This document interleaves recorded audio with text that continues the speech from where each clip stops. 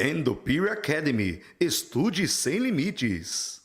Pois é, hoje é quarta-feira, dia do Dr. Levi. Hoje está do jeito que eu gosto aqui, pessoal. Estúdio menorzinho, a gente fica mais perto, aí você já sabe.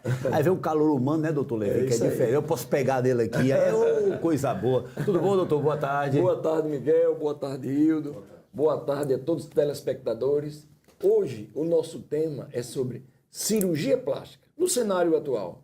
E para isso, estamos aqui com um convidado especial, Dr. Hildo Fernandes, que vai abordar esse tema para vocês. Doutor Hildo, só para um pequeno currículo aqui que é importante, é cirurgião plástico formado pela PUC do Porto Alegre, do Rio Grande do Sul, pós-graduação em microcirurgia reconstrutiva na Universidade de Sorbonne, em Paris, na França, e está há mais de 20 anos atuando na Liga contra o Câncer, no tratamento de queimados no Hospital Valfredo Gugel também, membro da Sociedade Brasileira de Cirurgia Plástica. Doutor Hildo, seja muito bem-vindo aqui ao nosso programa. Boa tarde, Miguel Weber. É uma alegria participar do seu programa e ter essa conversa bastante descontraída com seus telespectadores, e uma honra maior ainda de poder ter aceitado o convite do professor Levi Jales.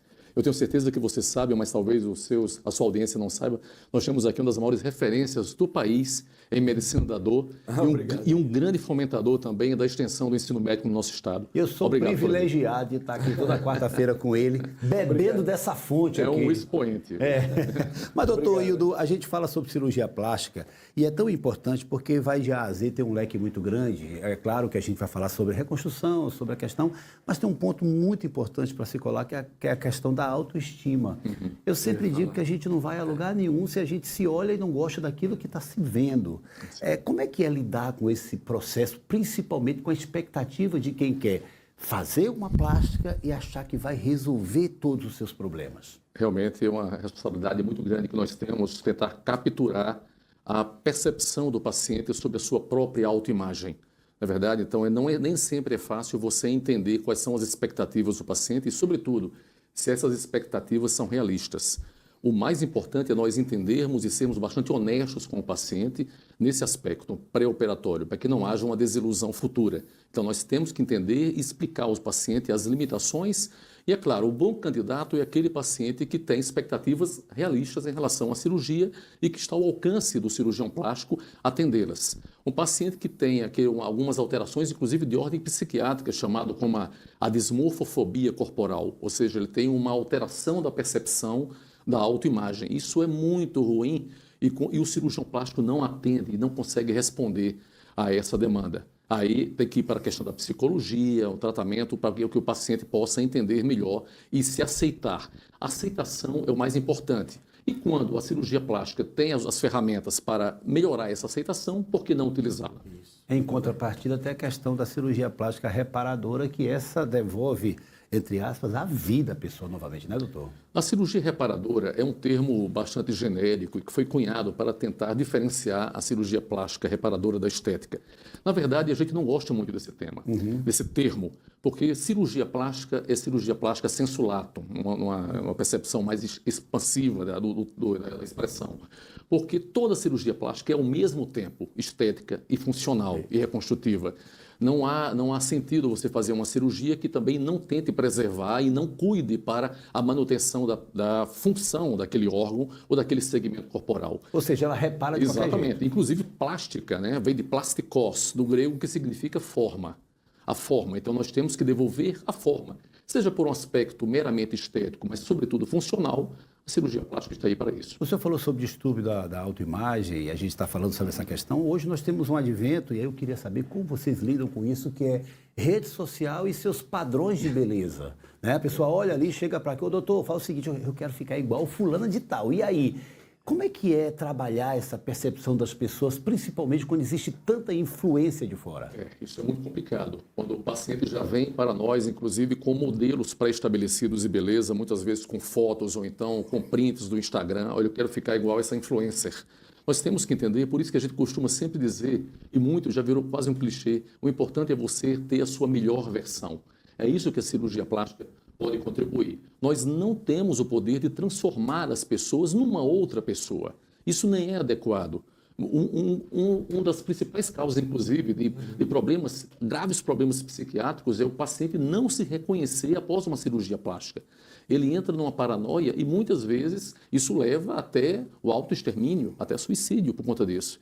Então nós temos que tomar muito cuidado com a psique humana e alterações muito exageradas da forma pode mudar totalmente a sua percepção e causando grandes problemas de ordem psiquiátrica e psicológica. É importante colocar, e é muito interessante o senhor tocar nesse assunto, porque inclusive para a cirurgia bariátrica existe um trabalho antes e depois da parte psicológica, daquele que vai fazer procedimento. É comum para o senhor, que tem tanta experiência e está há tanto tempo, que é uma pessoa renomada, chegar na anamnese e identificar, não, essa pessoa está esperando algo que eu não posso entregar, e não dar procedimento ao processo? Isso acontece com muita frequência. Com muita frequência. Evidentemente que a gente não pode revelar isso diretamente, lógico, mas no seu íntimo você faz. Eu estou ali o tempo todo, e eu não, quando eu digo o cirurgião plástico, ele tem que estar o tempo todo analisando se aquele paciente é elegível para a realização da cirurgia plástica. Uma das principais causas de processos ético-profissionais contra cirurgiões plásticos não é a má prática. Não é uma cirurgia, não é um erro médico, uma cirurgia mal realizada. É justamente a má escolha do paciente. O cirurgião operou um paciente que não tinha condições psicológicas para realizar aquele procedimento. E a despeito de ter feito a melhor técnica de forma correta, ele ainda assim não atingiu o seu resultado. Isso gera uma insatisfação, consequentemente, alguma demanda de ordem ético-profissional. Que aí não depende do profissional, exatamente, mas da expectativa que o paciente criou. A expectativa que não era atingível. Hildo, eu atendo muitos pacientes com dores crônicas. E eu observo que depois da cirurgia plástica, o paciente melhora até daquele sofrimento, daquela angústia, daquela depressão. É como o fortalecimento da autoestima, né? Como é importante, como o paciente muda depois que se vê realizado, conseguiu fazer uma adequação do que queria, o que esperava. E com o cirurgião plástico mostrando toda a sua capacidade de ajudar nesse aspecto também clínico. Então, o alívio da dor após a cirurgia plástica, eu tenho visto isso na prática também. Professor, o senhor colocou muito bem colocada essa suposição, porque a gente vê isso, é muito satisfatório, muito gratificante, quando a gente percebe que, na verdade, no pós-operatório, você se dá conta que você não operou a mama daquela menina, você não operou a pálpebra ou a face daquela paciente, mas você mudou a sua alma. Você mudou a psique do paciente, você conseguiu mudar a sua forma de pensar. Quantas vezes eu já não operei, inclusive, aquelas meninas retraídas com mamas muito grandes, umas jovens que estão naquela fase de autoafirmação, né, querendo namorar e tudo mais, e se inibiam por conta daquela condição. Quando a gente coloca novamente, devolve a forma, a uma forma mais agradável, mais harmônica com o seu corpo, é impressionante. O que menos se transforma é a mama da paciente, é o seu rosto. É o seu brilho no olhar, é o seu sorriso. Isso é a autoestima que a gente consegue devolver essa jovem, né, que estava perdida. Que não tem como dissociar a questão psicossomática, né? Totalmente, tem tudo a ver. Processo. E ele trabalha com uma área também, nós dois trabalhamos, ele com a dor principalmente e eu com a cirurgia plástica, que tem muito componente fundo emocional envolvido também. A dor tem o Dr. Levi poderia fazer uma palestra sobre isso, mas nós sabemos da importância do desenvolvimento da psicologia humana, tanto na sua autoestima, na percepção da sua autoestima, como também na dor. Maravilha. Doutor, sobre o futuro da cirurgia plástica, a gente tem assim uma evolução muito grande em toda a parte da medicina. Como é que está a questão inteligência artificial, essa coisa de impressão 3D? Chegou também na sua área, na sua seara? A tecnologia, evidentemente, que não pode ser barrada, né? Então, a cirurgia plástica também vai ser positivamente influenciada. Mas muito se fala que algumas especialidades médicas vão desaparecer, até um tanto quanto exagerado afirmar isso, com o advento da inteligência artificial, como se os robôs e os novos cérebros, né, computacionais pudessem substituir a mente do profissional. Mas uma coisa que eu costumo dizer é que pode ser que inventem daqui a alguns séculos um robô que possa operar uma mama. Mas eu acho que, por enquanto, nós estamos tranquilos nesse aspecto. Eu acho que ninguém vai aparecer para poder substituir a mão do cirurgião plástico, porque tem muito de arte também envolvido, além de ciência, muita arte envolvida também. A questão humana também, né, doutor? Claro. Nada substitui essa questão humana. Nada. Bom ter o doutor aqui com a gente, doutor Levi.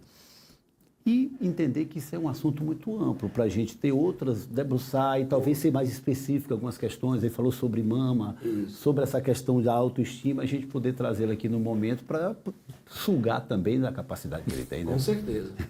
E a gente sempre lembra da importância da atualização médica, né? E na cirurgia plástica também, o médico tem que estar bem atualizado, é importante isso, né? E a gente fala, a gente nota a questão da atualização, por isso que a gente destaca a Endopure Academy, que é a primeira plataforma de curso por assinatura do Brasil, que é voltada exatamente para a atualização dos profissionais da área de saúde. São cursos novos, todos os meses para você estudar sem limites. Assine agora e comece uma revolução no seu conhecimento. Acesse endopureacademy.com. Tá aí o endereçozinho para você poder acessar e fazer parte dessa evolução.